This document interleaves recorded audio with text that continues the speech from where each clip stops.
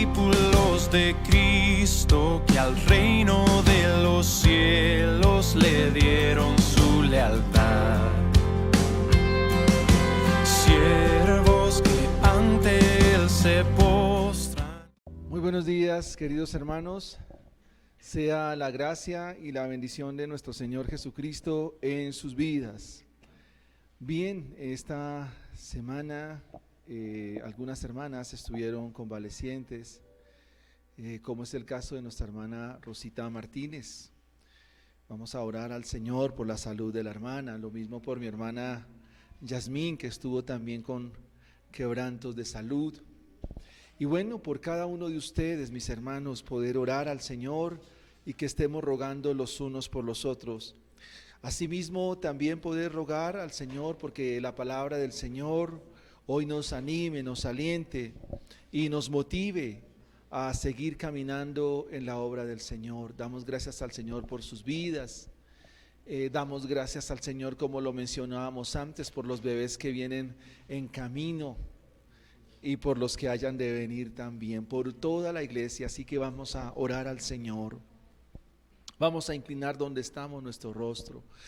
Eterno Padre que estás en el cielo, queremos darte gracias, mi Señor y Dios, la oportunidad que nos concedes en este momento de poder presentar una vez más nuestra vida, de tal manera, mi Señor, que podamos ser pesados en la balanza tuya.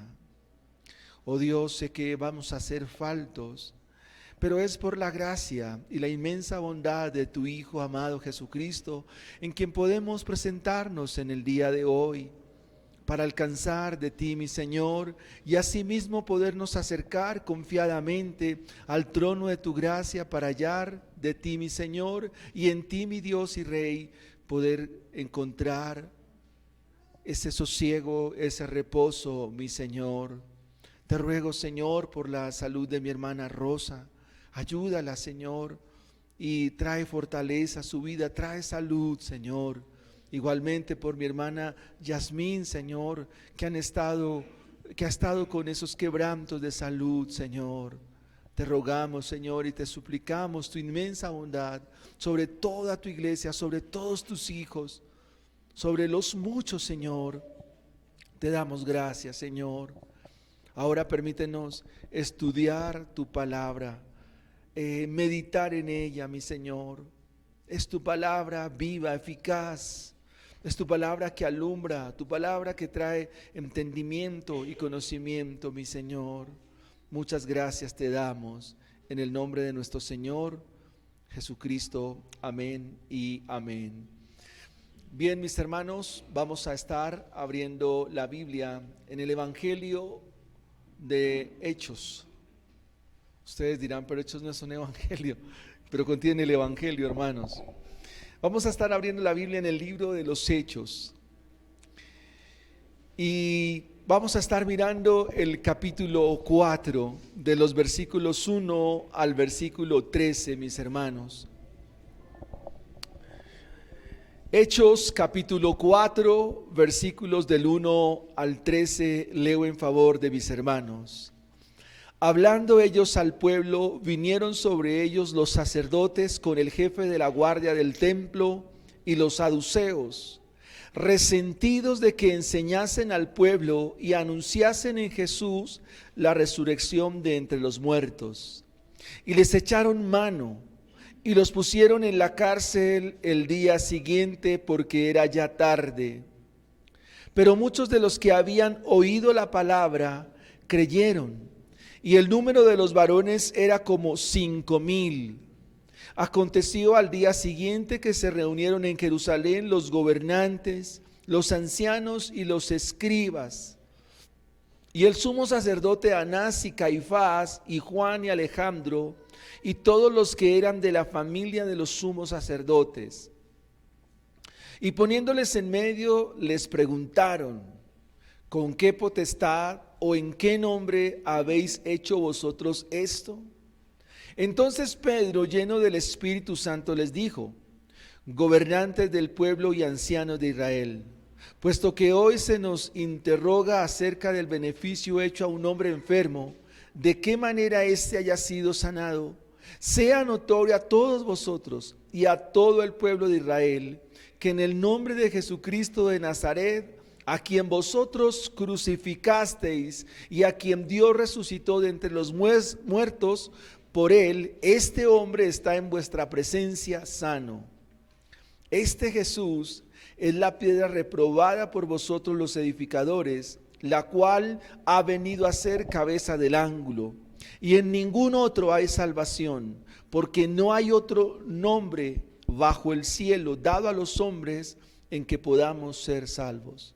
Entonces, viendo el denuedo de Pedro y de Juan, y sabiendo que eran hombres sin letras y del vulgo, se maravillaban y les reconocían que habían estado con Jesús. Amén y amén. Hemos visto dos marcas que distinguen o definen a una iglesia que comienza a ser saludable. De por sí la iglesia es saludable, porque es la iglesia de Cristo Jesús. La primera marca que vimos, o el primer distintivo que vimos, fue una iglesia que persevera en la doctrina, persevera en la enseñanza, persevera en el discipulado. La segunda marca fue una iglesia que se expone constantemente al Evangelio. Y en esta mañana estaremos estudiando la iglesia que expone el Evangelio. Queridos hermanos, todos nosotros estamos llamados a exponer el Evangelio. Tú, yo, todos nosotros debemos exponer el Evangelio. En el año 1666, el astrónomo y matemático británico Isaac Newton hizo pasar un rayo de luz a través de un prisma, de tal manera que el prisma descompuso la luz blanca y surgieron los colores del arco iris, colores como el violeta, el amarillo, el verde, el rojo, el azul, son contenidos en la luz blanca. De hecho, cuando surge el arco iris, es porque las gotas de agua que quedan en el aire actúan como prismas, y esas gotas de agua, cuando pasa la luz del sol, descompone esa luz y surge el arco iris. El Evangelio es la luz que proviene de Dios. Y ustedes y yo somos como esos prismas por donde pasa la luz del Evangelio, y por nosotros es visto y anunciado el Evangelio. Es por nosotros donde ese Evangelio pasa y alumbra a las demás personas.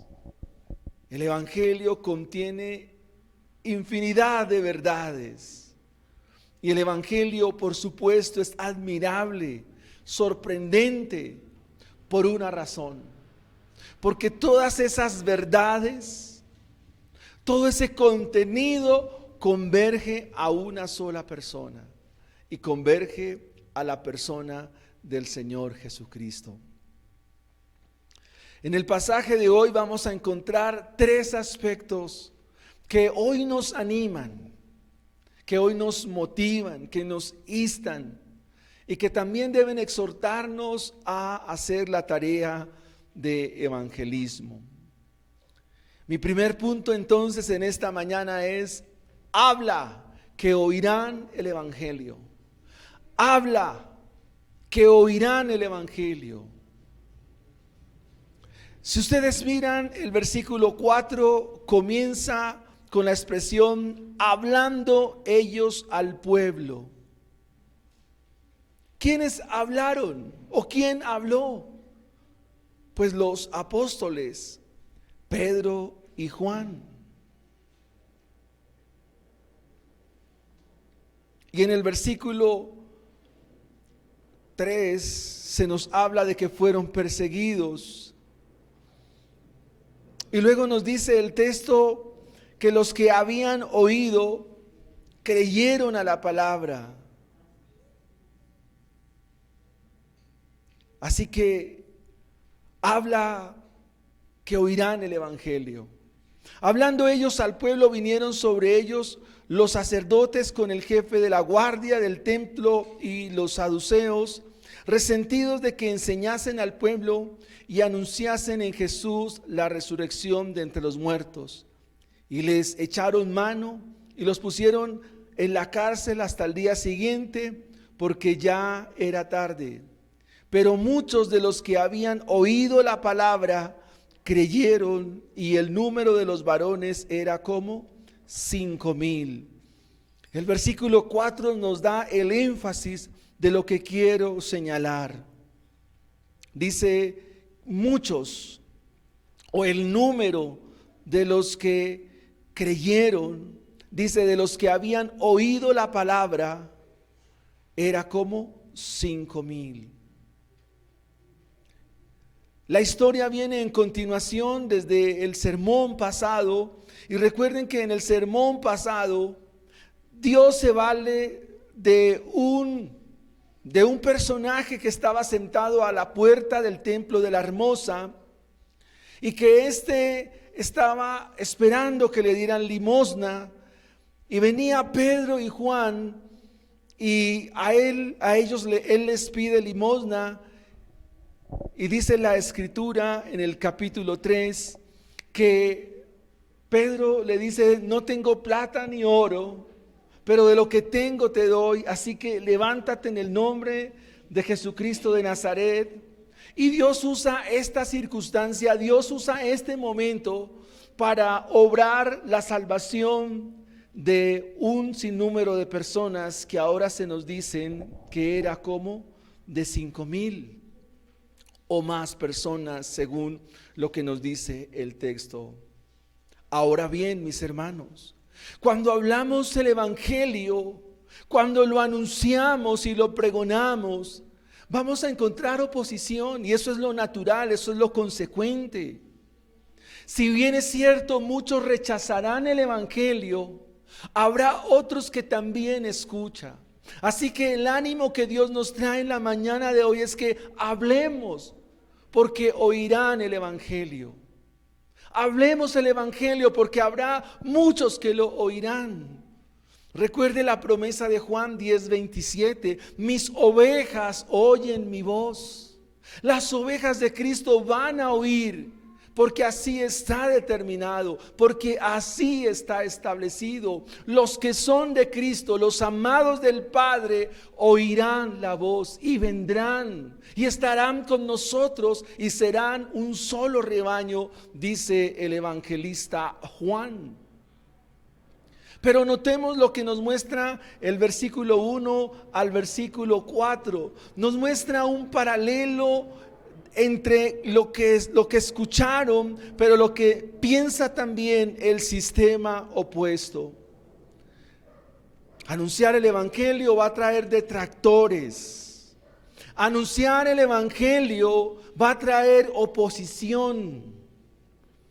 Aquí se encuentra una mezcla de varios componentes, una amalgama entre la política y la religión, lo cual Daniel o el libro de Apocalipsis nos muestra como sistemas bestiales.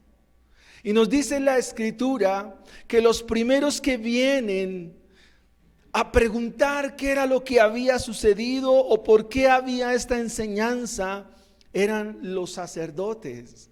Se supone que en ellos estaba la esperanza y en ellos estaba esa convicción de que por su práctica religiosa pudieran traer respuesta a una sociedad perdida.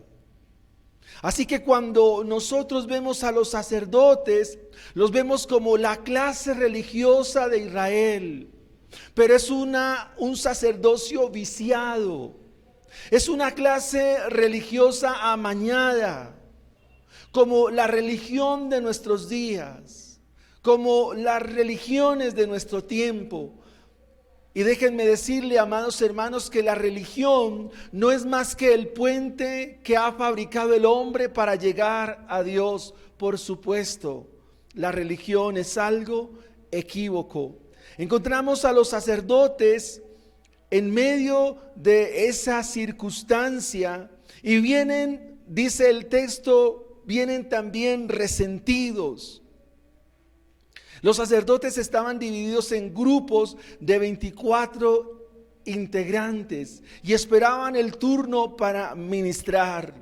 Acompañados de los sacerdotes viene el jefe de la guardia del templo. Era el director de la fuerza de vigilancia y estaba comprendido por levitas. Y ellos tenían, o el jefe de la guardia tenía por tarea controlar cualquier disturbio, cualquier incomodidad que se presentara en el templo. O sea, cualquier desorden, el jefe de la guardia salía para tratar el asunto. Pero no solo vienen los sacerdotes, no solo viene el jefe de la guardia, sino también vienen los saduceos. Era una de las 4 castas religiosas de la época. Ellos eran de orden político y orden religioso, aristócratas y algunos de ellos terratenientes y por supuesto muy ricos, pero con el agravante de que los saduceos no creían en la resurrección de los muertos. Vienen resentidos, vienen sumamente molestos, incómodos, vienen con una perturbación en su alma y en su corazón, porque ahora hay un mover, ahora hay una predicación que está conmocionando, que está volviendo a muchos, el corazón de muchos, a Dios.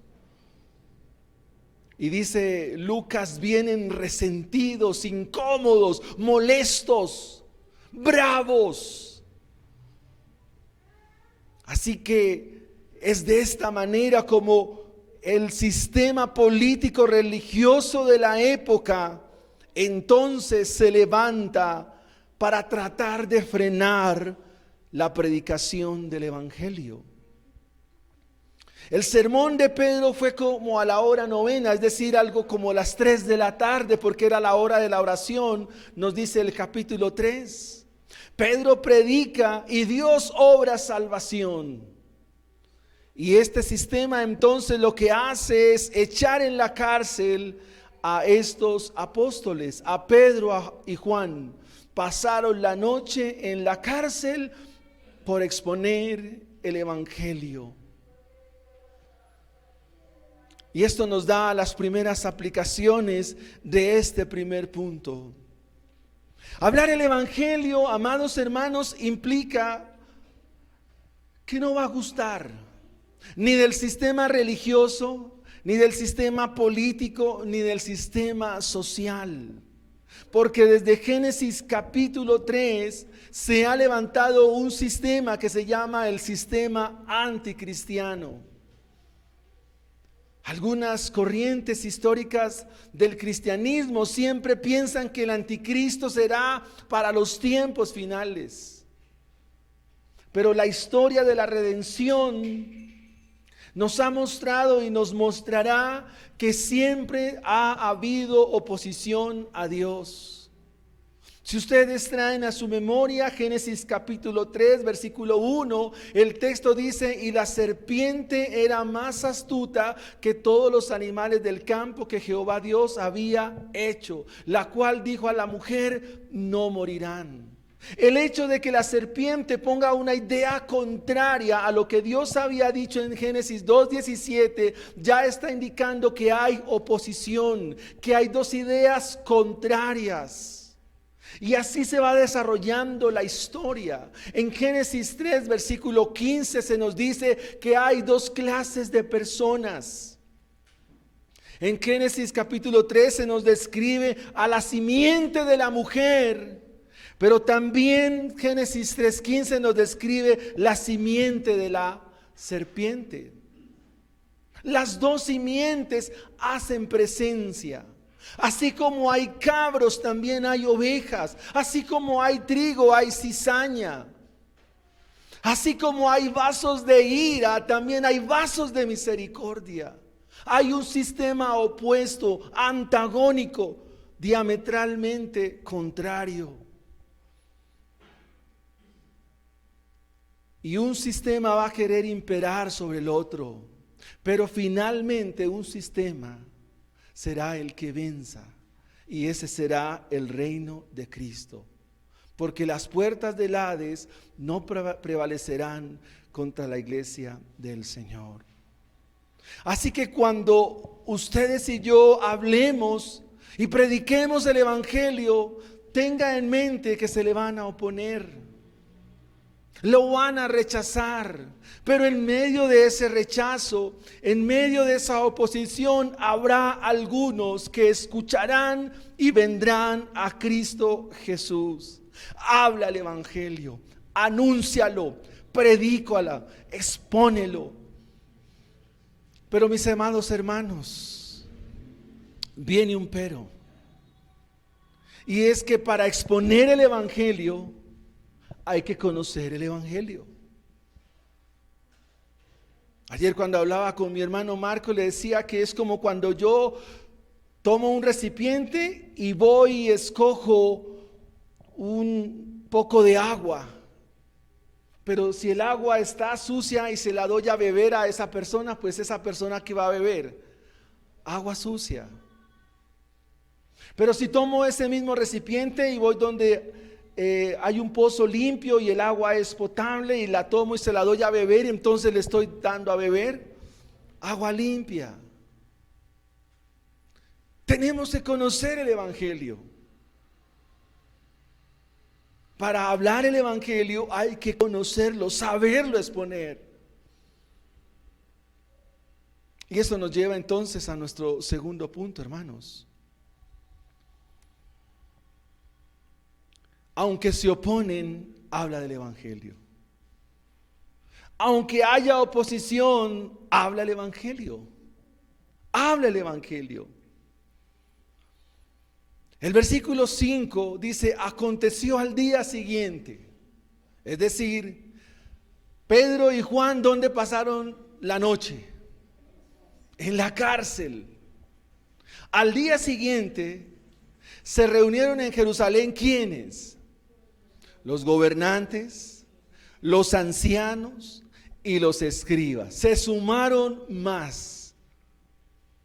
Pero también se suma el sumo sacerdote, versículo 6, se suma Caifás y Juan y Alejandro y todos los que eran de la familia de los sumos sacerdotes. Si ustedes miran cómo está el sacerdocio tan viciado, ¿no podían haber dos sumos sacerdotes? ¿Cuántos hay? Dos. Uno se llama Anás y el otro se llama Caifás. Pero también están los gobernantes. Era la orden de algunos 24 sacerdotes.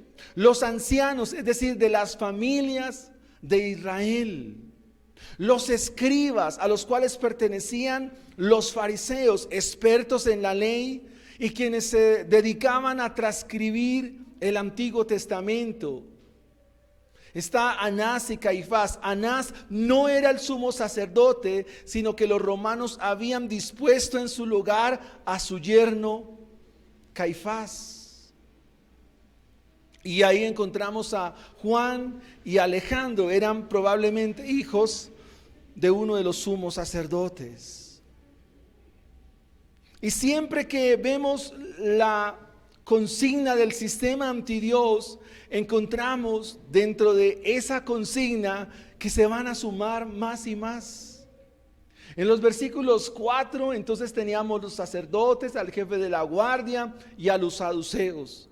Ahora encontramos a los escribas, ahora encontramos a los ancianos, ahora vamos a encontrar a los sumos sacerdotes y vamos a encontrar a otros que más llegan a seguir impidiendo que el evangelio sea predicado. ¿Por qué? Porque escrito está en el Antiguo Testamento. De hecho, Pedro va a citar el Salmo capítulo 2, donde se habla de que la gente se va a amotinar, la gente se va a aglutinar, va a haber mucha masa, mucha concentración. como podríamos decir en nuestros días, va a haber mucha gente, va a haber mucha movilización, va a haber mucha marcha, mucha protesta, pero en este caso es en contra del Evangelio.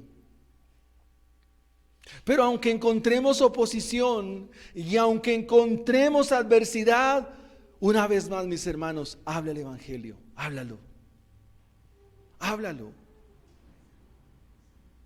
Siempre la oposición nos hará planteamientos y traerá preguntas que tratarán de cuestionar nuestra fe. Tratarán de cuestionar nuestra creencia. Y las encontramos acá, en el versículo 6. Cuando el sumo sacerdote Anás y Caifás y todos los que están allí, en el versículo 7, se ponen en medio y preguntan, bueno, ¿y ustedes con qué potestad o en qué nombre están haciendo esto? Esa es una pregunta seria del texto. Pregunta que tiene que ver contigo. Y es, ¿en nombre de quién vienen? ¿Con qué autoridad, con qué derecho, quién les dio la libertad para hacer esto? Pero detrás de esta pregunta hay una intención y quiero que ustedes la miren. Si se juntan allí el sistema religioso, el sistema político, el sistema contrario a Dios, en el fondo, o mejor, en el trasfondo de la circunstancia, lo que se está queriendo decir es lo siguiente, mis hermanos. Aquí los que tenemos el derecho, los que tenemos la autoridad y los que manejamos la religión somos nosotros, ustedes no. Y yo recuerdo en un colegio católico donde trabajé por allá en Bosa, comencé a predicar el Evangelio. Y entonces, hermano, a manera de ilustración, para darme a entender de lo que quiero señalar, vino el profesor de religión y cuando me llamó la rectora y me llamó el profesor de religión, me dijeron estas palabras: es que los que enseñamos religión aquí en el colegio somos nosotros. Y la rectora me dijo: usted no tiene ningún derecho de leerle la Biblia a los estudiantes porque el profesor es él, usted no. Es más o menos lo que está pasando aquí.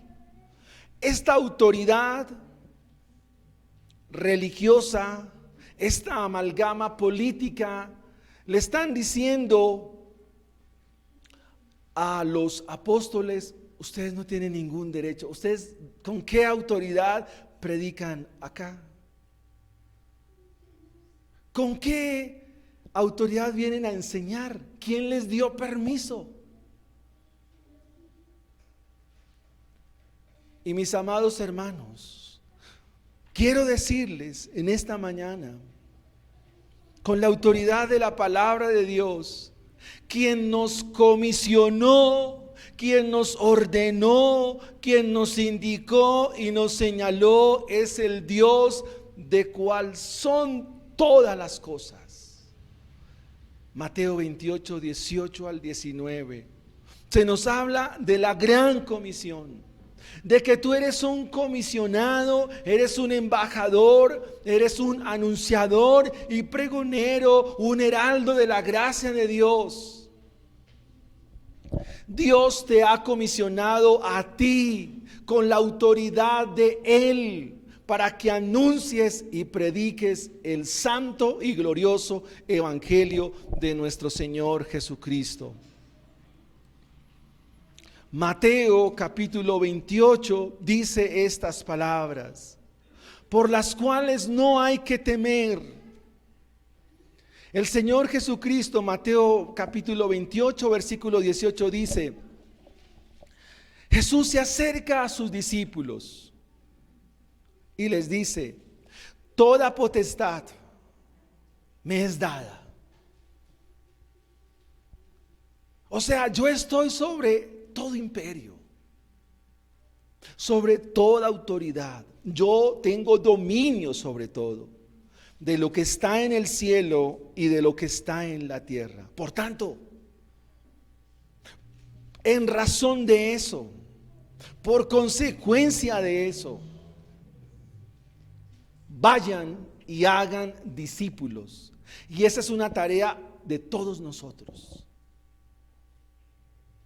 Por tanto, id y haced discípulos a todas las naciones, bautizándolos en el nombre del Padre y del Hijo y del Espíritu Santo, enseñándoles que guarden todas las cosas que os he mandado, y he aquí, yo estoy con vosotros todos los días hasta el fin del mundo. Mis hermanos, la autoridad, la comisión vienen de parte de nuestro buen Dios y Salvador Jesucristo. El versículo 8 de Hechos 4 nos dice lo siguiente, hermanos, y quiero llamar la atención a esa parte del texto. Entonces Pedro, lleno del Espíritu Santo, les dijo: gobernantes del pueblo y ancianos de Israel, puesto que hoy se nos interroga acerca del beneficio hecho a un hombre enfermo, de qué manera éste haya sido sanado, sea notorio a todos vosotros y a todo el pueblo de Israel, que en el nombre de Jesucristo de Nazaret, a quien vosotros crucificasteis y a quien Dios resucitó de los muertos, por él, es decir, el cojo, este hombre está en vuestra presencia sano. Este Jesús es la piedra reprobada por vosotros los edificadores, la cual ha venido a ser cabeza del ángulo.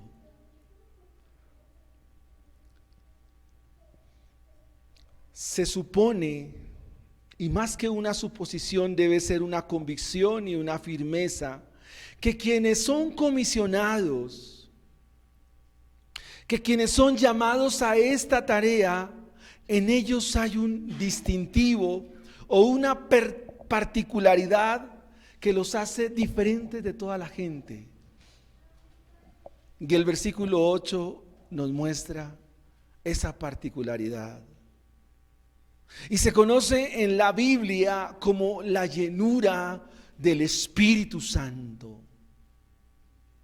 El texto nos dice: Pedro lleno del Espíritu Santo.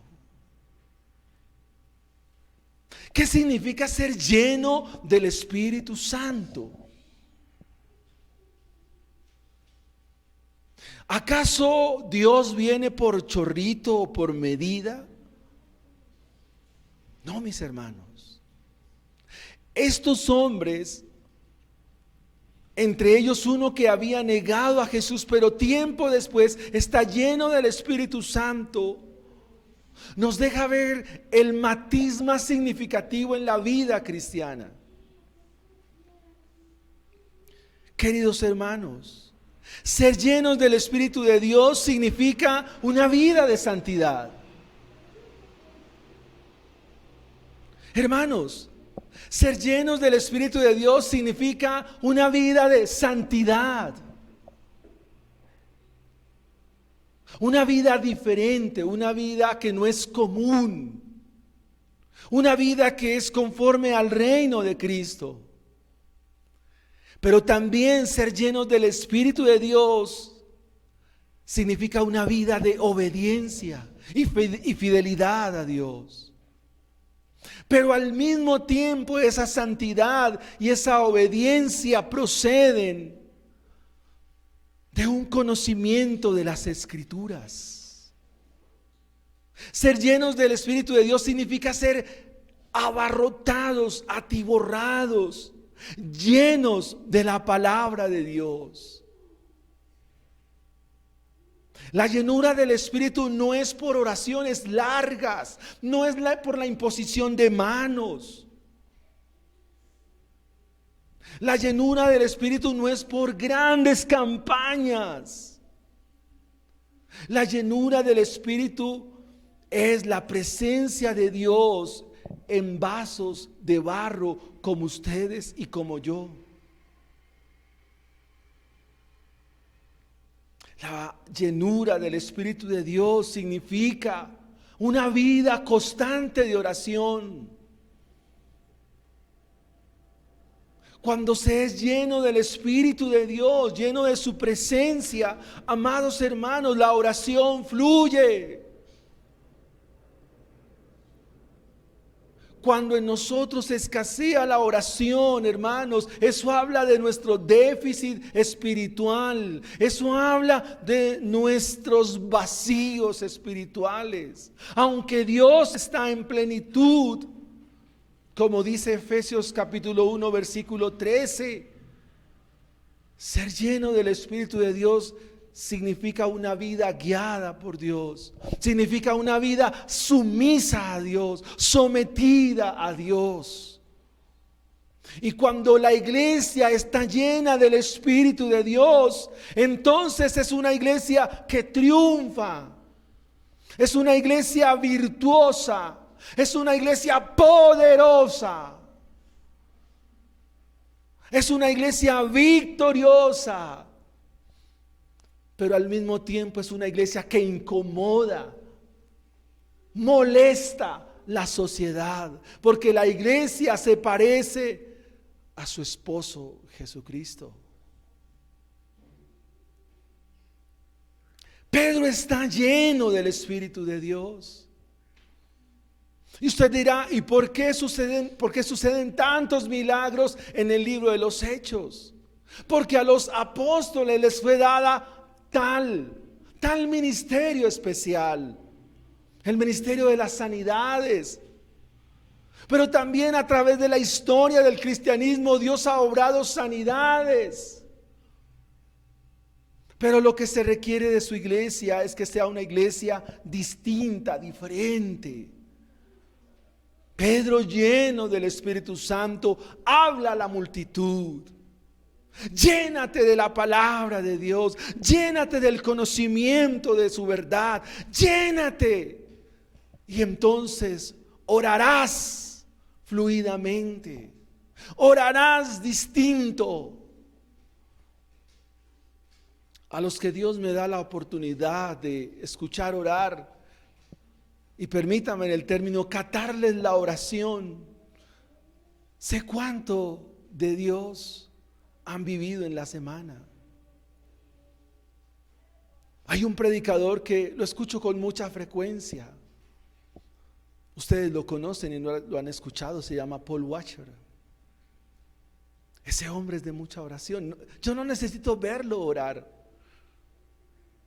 o ver qué hace entre semana, pero sé qué clase de hombre es, porque eso se discierne, hermanos. Eso es fácil de distinguir. Ahora, no digan, no voy a orar delante del pastor. No, hermanos. Pero sí es motivarlos. Porque cuando se es lleno del Espíritu Santo, entonces uno puede predicar sin miedo y sin temor. Miren lo que hace Pedro en el versículo 10. Dice, sea notorio a todos vosotros y a todo el pueblo de Israel que en el nombre de Jesucristo de Nazaret. Pedro dice, mire, esto lo estoy haciendo en el nombre de mi Señor y Salvador Jesucristo. Lo estoy haciendo en su nombre. Y ustedes a Él lo crucificaron. O sea, les mostró sus actos. Porque para exponer el Evangelio hay que saber qué es lo que hace el Evangelio. El Evangelio, hermanos, siempre va a hacer de nosotros una radiografía y nos va a mostrar nuestros problemas espirituales. Es como cuando vamos al médico y nos sientan en un consultorio. Y a diferencia de lo que pasa en el consultorio, el Evangelio comienza a decirnos en dónde están nuestras dificultades, ¿Dónde están nuestros síntomas? ¿Dónde están nuestros problemas? Y Pedro les dice, ustedes son homicidas porque ustedes crucificaron a Jesús. Y aquí viene la cúspide del evangelio, el fundamento del evangelio, y es la resurrección de Cristo. Y dice Pablo, dedicando todo un capítulo en Corintios, y dice el apóstol Pablo, si Jesucristo no resucita de los muertos, vana es nuestra fe. Así que por la obra de Jesucristo, por su obra gloriosa y por su muerte y su resurrección, es que este cojo que ustedes miran ha sido sanado. Y hay algo más. Esa verdad no es nueva. Esa verdad ustedes la debieran conocer. Esta verdad del evangelio ya es antigua. Está en el libro de los Salmos. Y este es un llamado de atención, hermanos. El evangelio está en todas las páginas de la Biblia. No hay un texto, no hay un capítulo de la Biblia, no hay un salmo, no hay un proverbio que no contenga el evangelio. Cualquier parte de la Biblia, cualquier capítulo de la Biblia que leamos contiene el evangelio. Desde cualquier parte de la Biblia se puede predicar el evangelio. Y este texto que va a traer Pedro está en el Salmo 118, versículo 22. Este Jesús es la piedra reprobada por vosotros, los edificadores, la cual ha venido a ser cabeza del ángulo.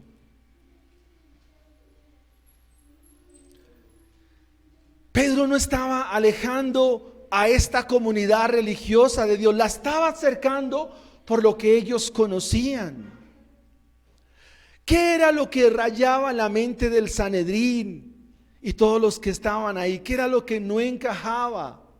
Ellos no concebían la idea de que un Mesías prometido no viniera a librarlos política y religiosamente como se creía, sino que este Mesías que estaban anunciando fue a morir a la cruz del Calvario. Era lo que no entendían. Y Pedro lo que hace es traer esta escritura porque ellos la conocían del libro de los Salmos. Y Pedro les dice, miren, este Jesús es la piedra reprobada por vosotros. En la antigüedad, cuando se hacían las construcciones, se colocaba la piedra del ángulo, la piedra esquinera. Era la piedra más importante, sobre la cual se ponía el resto de piedras, y el fundamento, que es esa piedra, sostenía la construcción. Es de esta manera como una piedra angular se pone como piedra principal. Se coloca normalmente en la esquina de una edificación. Y esta piedra angular es la que guía a los edificadores. Esta piedra angular es la que define la construcción. Esta piedra angular es la más sólida y había que colocarse con mucha firmeza, y no era cualquier piedra, debía ser una piedra escogida, debía ser una piedra seleccionada, una piedra que el profeta Isaías le llama en Isaías 28:16 una piedra preciosa. He aquí yo pongo en Sión una piedra probada, una piedra angular, una piedra preciosa, un cimiento firme. Y en el contexto de Isaías, Dios habla a los burladores y jactanciosos, pero Él promete una piedra angular. Él promete a su precioso Hijo, para que en su Hijo nuestras vidas sean edificadas. Queridos hermanos, cuando Pedro les dice esta escritura, le está dando al clavo del evangelio. ¿Por qué, mis hermanos? Por lo siguiente: porque si el fundamento de nuestra vida no está en Cristo Jesús, entonces no hay fundamento. Cuando nosotros queremos edificar sin Cristo, estamos reprobando a Jesús o lo estamos rechazando. Cuando Pedro les dice, esta es la piedra reprobada que ustedes desecharon, está Pedro diciéndoles, ustedes están edificando sobre otro fundamento, están edificando sobre otras ideas, están edificando sobre otras convicciones, están edificando sobre otros criterios. Y eso tiene que ver hoy con nosotros. Le pregunto, hermano, ¿sobre qué está edificada realmente tu vida? Hermanos, su matrimonio, ¿en qué está siendo edificado? ¿Cuál es el fundamento? Su relación de esposos, ¿en qué se fundamenta? Sus vidas, ¿en qué se están fundamentando? ¿En qué? ¿En el Evangelio? Su vida como creyentes, ¿sobre qué está echando cimientos? ¿En qué? ¿Sobre qué ideas? ¿Sobre qué formas?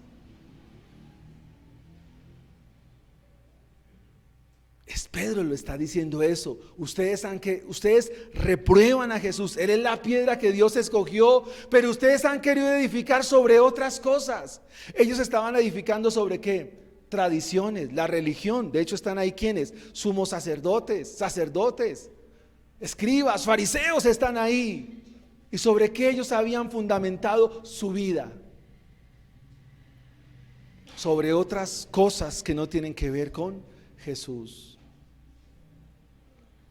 El pastor Keith James, en su libro, él es el director del Ministerio Paraeclesial, es internacional, escribió un libro. Dice, el peligro del cristianismo sin Cristo. El peligro del cristianismo sin Cristo. Interesante el título. Porque, amados hermanos, no podemos edificar sin Cristo. Usted ha leído en el Salmo, si Jehová no edifica la casa, en vano trabajan los. Ese salmo tiene que ver con Cristo Jesús. Si Cristo, porque Jehová es Cristo, si Cristo no edifica nuestra casa, en vano son tus esfuerzos. Todo lo que hagas, hermano, hermana, es vano, no sirve. Y Pedro les está diciendo, sin el Evangelio no sirve. Pero él les da esperanza. Ya el Evangelio denuncia qué es lo que estamos haciendo mal. Estamos edificando sin Cristo. Pero hay una buena noticia. Pero Cristo es esa piedra. Pedro lo dice de esta manera. Miren lo que dice Pedro allá en su capítulo 2 de su primera carta. Esta piedra angular es confiable. Pedro, ¿qué está haciendo? Le está diciendo, vengan a Cristo. Ven a Él. Venga a Cristo. Cristo es confiable. Ustedes han confiado en la religión, en sus ideas, en sus criterios, en sus sentimientos. Ustedes han confiado en sus formas de pensar, pero no, eso no sirve, eso es vano. Mejor hagan una cosa, vengan y confíen en Cristo. O sea, ponga su matrimonio en Cristo, ponga su vida en Cristo, ponga su relación marital en Cristo, ponga sus hijos en Cristo, póngalos en Él, porque Él es confiable. Y los que creen en Él no serán avergonzados. Y aquí la vergüenza tiene que ver con lo que dice Génesis capítulo 3. Dice que Adán y Eva una vez peca, se avergonzaban. Porque confiar en Cristo no trae vergüenza. Porque no me avergüenzo de Cristo, no me avergüenzo de su evangelio.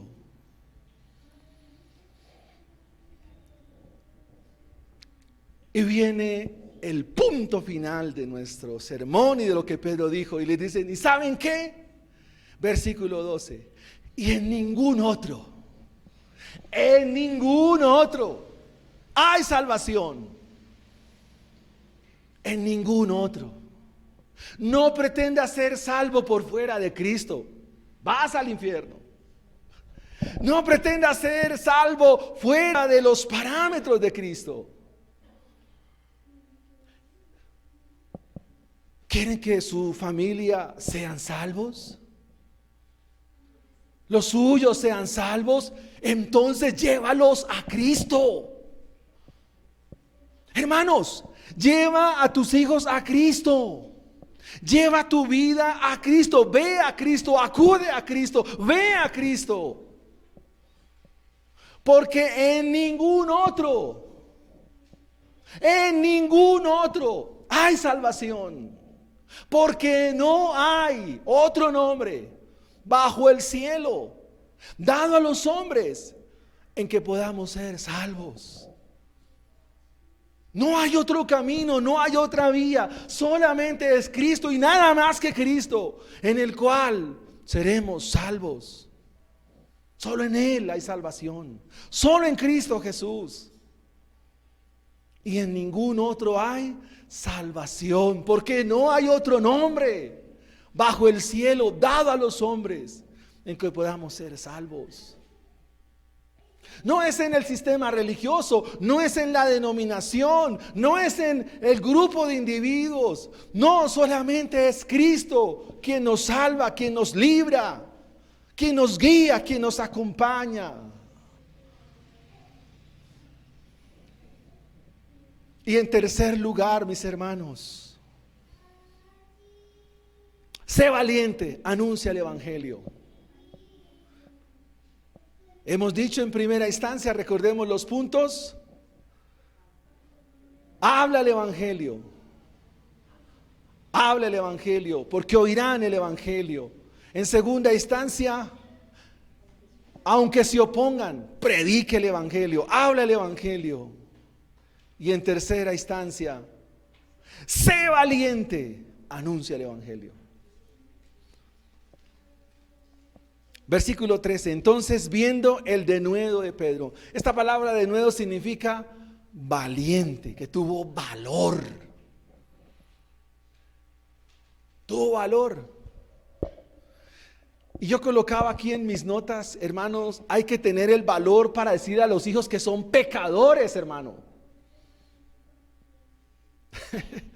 Yo sé que decirle a los hijos, ustedes son pecadores, pero hermanos, mire lo que dice el texto. Entonces, viendo el denuedo de Pedro y de Juan.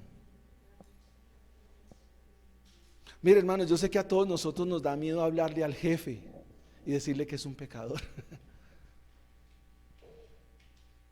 Decirle a los hijos que son pecadores y que están apartados de Dios, para eso se necesita valor, pero háblales y muéstrales la esperanza. Se necesita valor para hablarle al papá, para hablarle a los nuestros. Para hablarle a la familia se necesita valor, pero háblale. Háblales. Ahora, todo el mundo les ve el denuedo, el valor, el arrojo que tienen. Es un arrojo que viene y procede del evangelio. Pero también los ven como personas sin letras, o sea, gente popular, del vulgo, dice ahí Lucas.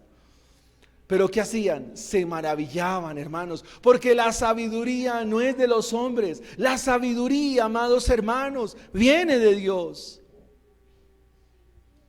Y esta frase tal vez es de las que más me impacta en este sermón. Y les reconocían que habían estado con Jesús. Para predicar el evangelio, hermanos, para que nuestros ministerios crezcan, entre comillas, para que nuestra vida espiritual sea fructífera, hermanos, se requiere estar con Jesús. Se requiere estar en la presencia de Él. Ellos estuvieron por 3 años y un tiempito más con Jesús, pero ahora Él dejó su espíritu con ellos. para que de esta manera todos nosotros podamos ser luz a las naciones y esa luz brille, el colorido del evangelio brille como los prismas que descomponen la luz y la matizan de diferentes colores. Así nosotros, cual prismas, debemos matizar el evangelio desde diferentes verdades, porque el evangelio contiene infinitas verdades, porque el evangelio es Cristo mismo. Pero para eso se requiere, mi hermano, pasar tiempo con Jesús. Pasa tiempo con Él. Pasa tiempo con Jesús.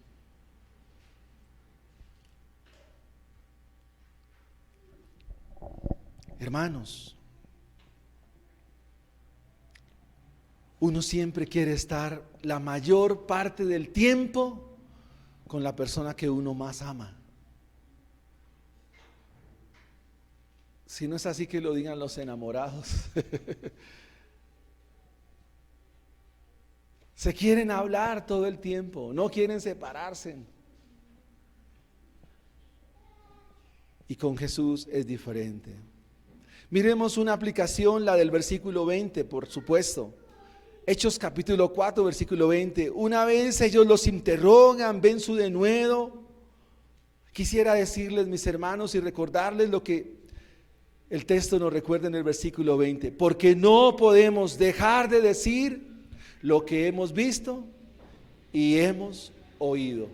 No podemos dejar de decir lo que hemos visto y oído. Una vez más ellos los amenazan y les dicen: no vuelvan a hablar más de Jesús, no vuelvan aquí con sus predicaciones, no vuelvan aquí con sus enseñanzas.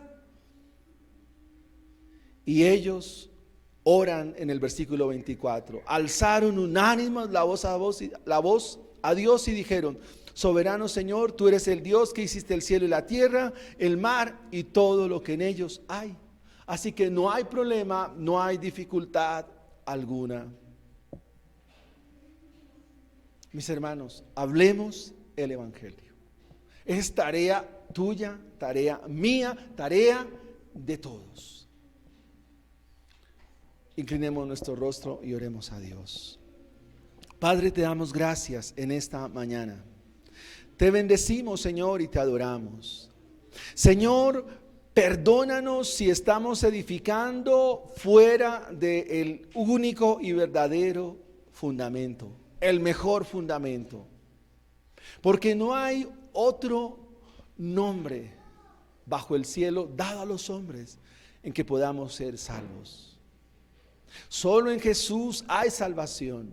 Solo Él nos librará de esta perversa generación. Solo mis hijos, mi hogar será librado, preservado en Jesús.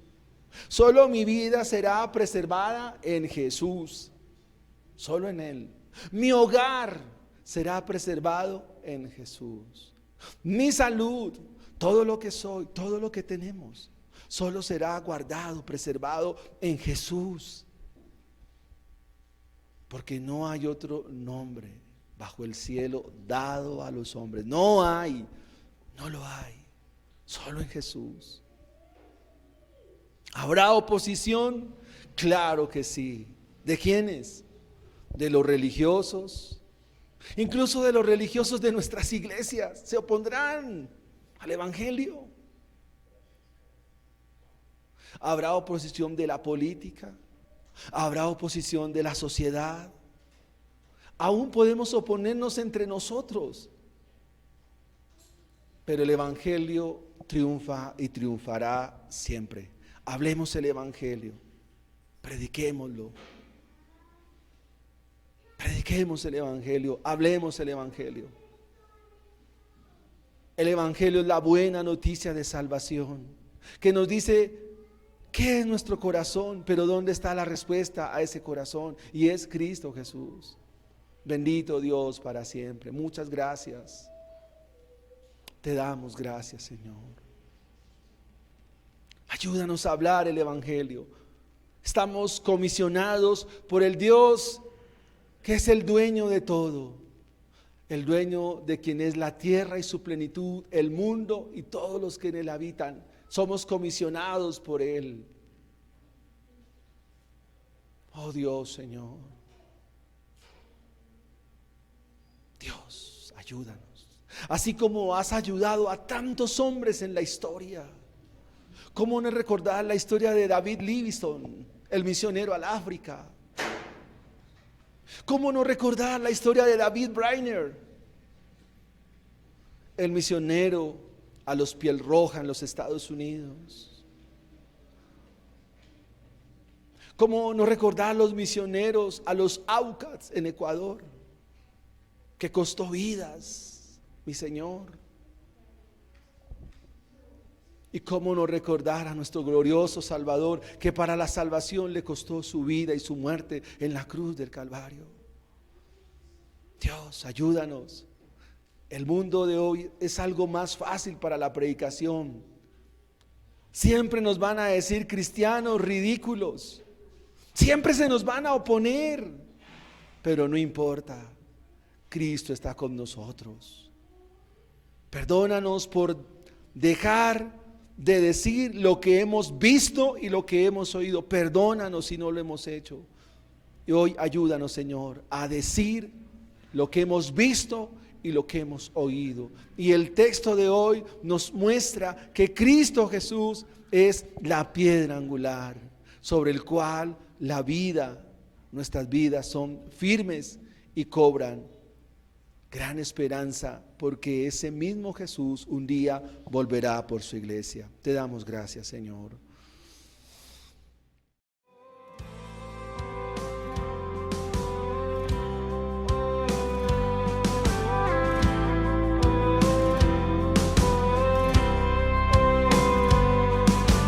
Fieles discípulos de Cristo, que al reino de los cielos le dieron